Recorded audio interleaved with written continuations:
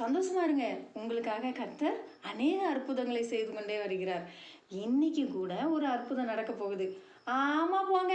எத்தனை வருஷமா நான் காத்திருக்கேன் தெரியுமா? எனக்கு என்ன அற்புதம் நடந்துச்சு? ஒரு அற்புதமும் நடக்கலையே. என்னமோ நீங்க இப்போ வந்துட்டு உங்களுக்கு அற்புதம் நடக்க போகுதுன்னு சொல்லிட்டு இருக்கிறீங்க. அப்படின்னு தானே உங்கள் மனசு கேள்வி கேட்குது. ஆனால் நான் என்ன சொல்கிறேன்னா, ஏசப்பா சொல்லியிருக்கிறத தான் உங்களுக்கு நான் சொல்லிட்டு இருக்கிறேன். அவர் என்ன சொன்னார் தெரியுமா? 38 வருஷமா ஒரு மனுஷன் காத்துக்கிட்டே இருக்கிறான்.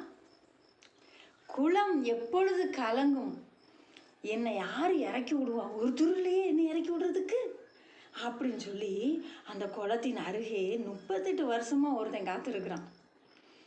நாம் என்ன பண்ணுறோம்? ஒரு வருஷம் 2 வருஷம் காத்து இருந்துட்டு நமக்கு இவ்வளோ வேதனையாக இருக்குது. நான் இத்தனை வருஷம் காத்திருக்கிறேன், எனக்கு எதுவுமே கிடைக்கல, ஆச்சா ஊச்சான்னு நம்ம என்ன செஞ்சிடுறோம்? டென்ஷன் ஆகிடுறோம். இங்கே பாருங்கள், அந்த குளத்தை